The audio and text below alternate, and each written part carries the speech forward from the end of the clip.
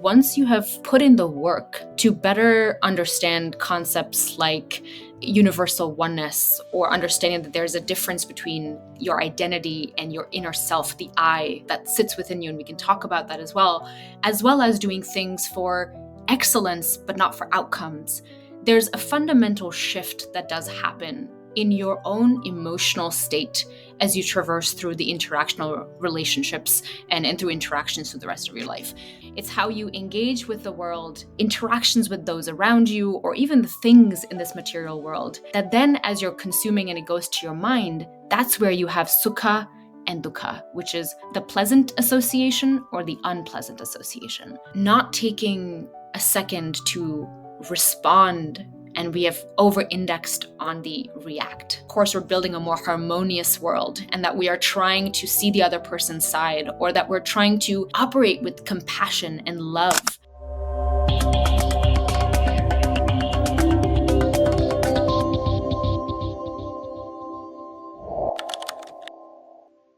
We have a wonderful guest here today, Sampada Waklu, who is very engaged with an organization in India that works with the Bhagavad Gita. And so first off, we'd love if you could just share a little bit about the Global Gita organization and what it's all about. The Global Bhagavad Gita Convention this is the 5th year that they conducted this, and it's hosted under the inspiration and the guidance of a Swami that lives in India, in Kerala. And his name is Swami Bhumananda Tirtha. And he actually has been the guru or the spiritual teacher for my parents. And so he has been associated with our family for more than 25 years. And so he's kind of always been in the periphery of my life.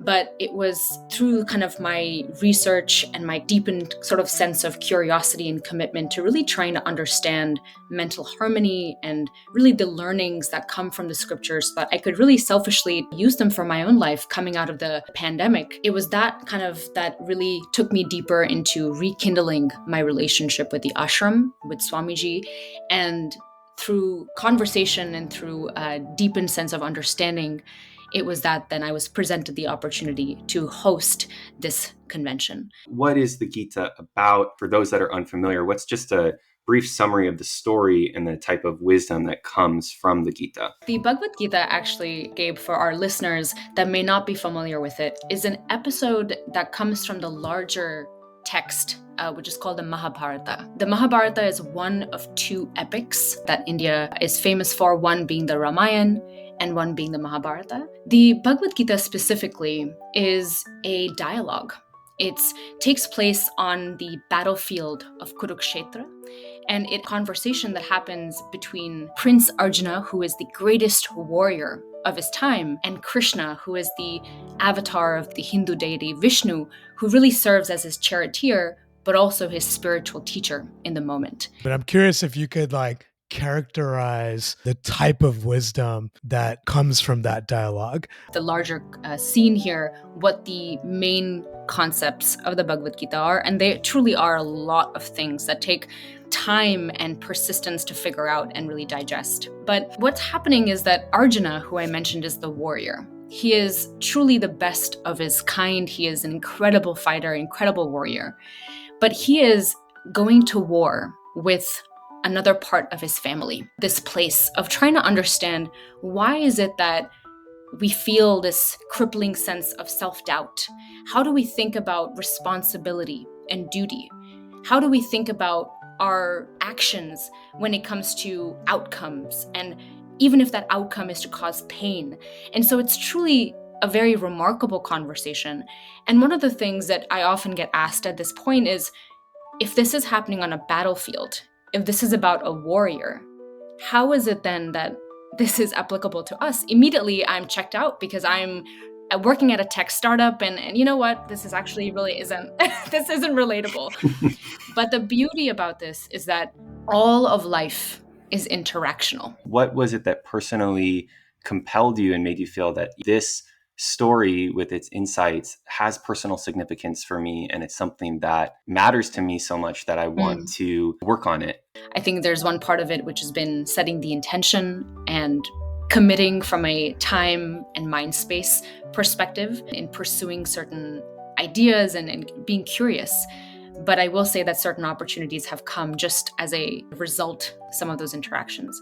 To answer your question, Gabe, I think it was that dialogue element and the fact that this truly is 18 chapters of inquiry that made me feel very connected to the questioning aspect and made me feel like this was a less daunting text to start my own journey into the larger world of scriptures. How do you make this spiritual growth process, because it is a process, right? Not just a momentary learning. It's like, how do you make it attractive to them? And this happens organically with many of my dear friends and close family.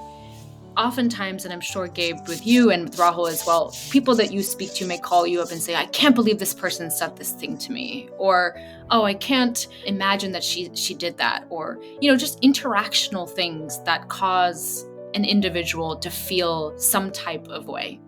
And oftentimes those occasions, interactions, are a good time for me to remind the person to say, hey, that person's actions are not in your control. This is a great time for you to reflect on the fact that at the end of the day, all you can control is yourself and your own emotions. I don't start by making it attractive and talking about it out of the blue, but I do seize these opportunities where people in my own life may be kind of suffering emotionally because of not recognizing some of these fundamental concepts. And I use that time to share with them the other side and share with them a glimpse of how, with a lot of work and patience and persistence, there is this future where we can actively be kind of unaffected by those things and people and all the things in this material world that might cause us anguish. How can people feel comfortable being themselves as they come into that conversation? I think that the accountability falls on both the individual that is trying to connect, but also the others in that same space.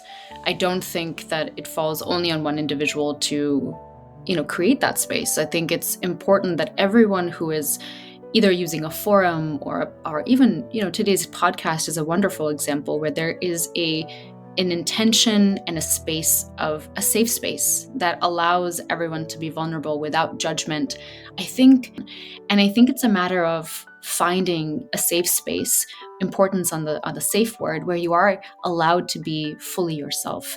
The one other thing that I'll mention is I would encourage everyone to also complement these social structures of support with small things that they can do to build mindfulness on that individual level. So I think it takes work to connect with those around you and really kind of help get started.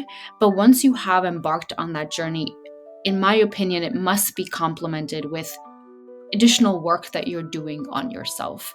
But I think, Gabe, to your point, I encourage everyone to seek out connections that resonate and align with their own expectations as they're navigating through this process.